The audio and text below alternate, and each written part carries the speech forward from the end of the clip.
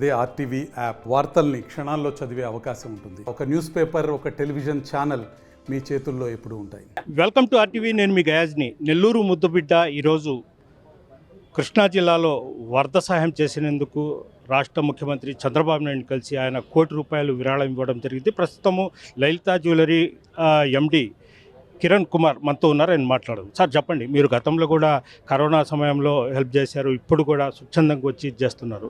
అసలు ఇప్పుడు కూడా చూశారు, ఎలా ఉందంట? లేదు సార్, చూశాను. ఇది నేను న్యూస్ చూస్తూనే ఉన్నాను. మాకు కూడా అన్ని దగ్గర షోరూమ్స్ ఉన్నాయి, 22 షోరూమ్స్ ఉన్నాయి ఆంధ్రాలో. అన్ని దగ్గర న్యూస్ నాకు వస్తూనే ఉంది. చాలా విచిత్రంగా అండి, ఇలాంటి సైక్లోన్ రావడం కానీ ఇలాంటి వరదలు రావడం అనేది నాకు తెలిసి నేను వినింది ఫస్ట్ టైం అండి. మేబీ ముందు ఏమైనా వచ్చి ఉంటే నాకు తెలియదు. కానీ ఈ టైంలో 6 లక్షల మంది ఈరోజు కష్టపడుతున్నారు. దానికి ఫుడ్ కానీ వాటర్ కానీ గవర్నమెంట్ మన ప్రభుత్వం చేస్తుంది. సో అది చాలా చాలా పెద్ద విషయం. ఈరోజు నేను సీఎం గారిని కలిసినాను. ఎక్కడంటే మీరు షాక్ అయిపోతారు. నేను ఒక క్యారవెన్లో కలిశాను, కలెక్టర్ బంగ్లాలో ఉన్నాను. నేను అడిగితే ఇక్కడ ఎందుకు ఉన్నారు సార్, ఆఫీస్లో పోయి కలుద్దామంటే లేదు ఆఫీస్లో లేరంటే 9 రోజులుగా ఇక్కడే ఉన్నారు, ఇక్కడే భోజనం చేస్తున్నారు, ఇక్కడే పడుకుంటున్నారు, ఇక్కడే ఉంటున్నారు. సో ఇది చాలా పెద్ద విషయం అండి, చాలా పెద్ద విషయము. ఆయన చాలా సీరియస్గా ఈ విషయం మీద ఉన్నారు.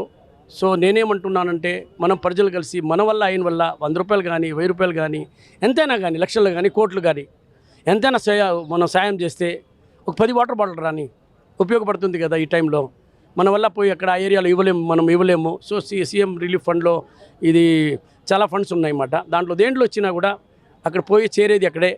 గవర్నమెంట్ హెల్ప్ చేస్తూనే ఉంది, చేస్తారు కూడా.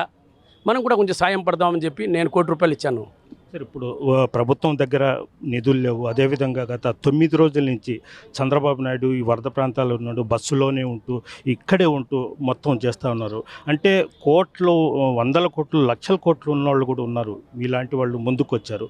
అంటే అందరికీ ఏ విధంగా ముందుకు రావాలి, నేను సైతం అని ఎలా రావాలనేది మీ ద్వారా.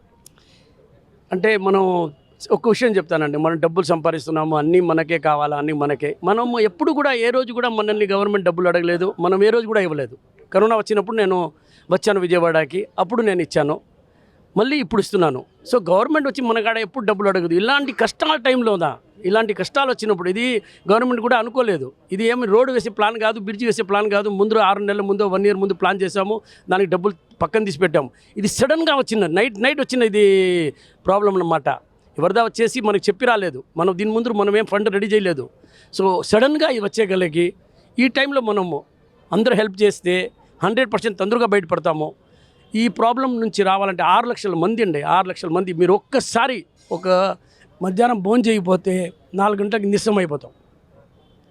ఒక్క పూట భోజనం చేయకపోతేనే నిస్సం అయిపోతాం. అప్పుడు మీరు ఆలోచించండి, చిన్న చిన్న బిడ్డలు, పాలు లేదు, నీళ్ళు లేదు, ఎంత కష్టపడి ఉంటారు, ఎంత కష్టపడుతున్నారు. సో నేను ప్రతి ఒక్కరికి చెప్తున్నాను, మన శక్తి పడదు. మీకు ఎంత శక్తి ఉందో అంత, మీరు ఎంత ఇవ్వాలని కంపల్సరీ ఏం లేదు. మీకు ఎంత ఉందో దాంట్లో ఎంత ఇవ్వగలుగుతారో ఇవ్వండి.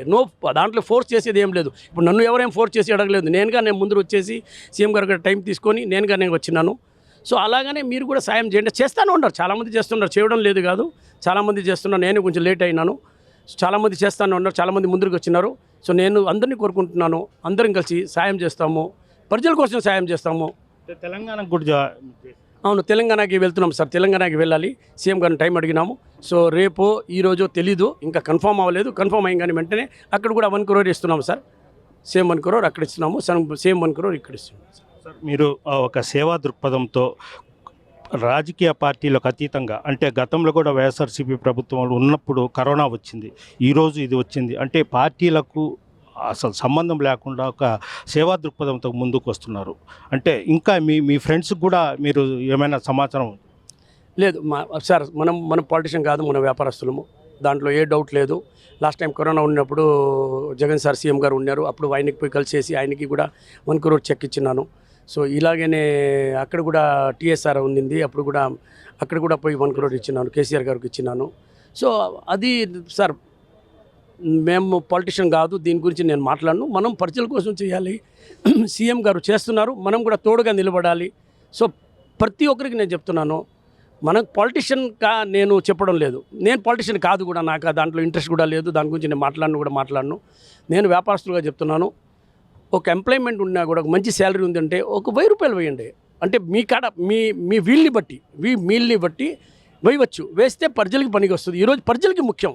6 లక్షల కుటుంబాలు, 6 లక్షల మంది, అది మనకు 6 లక్షల మందియో 6.5 లక్షల మందియో, ఎన్ని మంది కష్టపడుతున్నారు, ఎన్ని మంది ఇంట్లో వాటర్ లేదు, ఫుడ్ లేదు, నీళ్ళు లేదు, చిన్న చిన్న బిడ్డలు ఉన్నారు, ఎలా చేస్తారు? పెద్దవాళ్ళే ఒక పూట తినలేదంటే నీరసం అయిపోతున్నారు. అప్పుడు పిల్లకాయల సంగతి ఏంటి మీరు చూడాలి. సో అందరం కలిసి ముందుకు వస్తాము, అందరం కలిసి సాయం చేస్తాము. Thank you sir.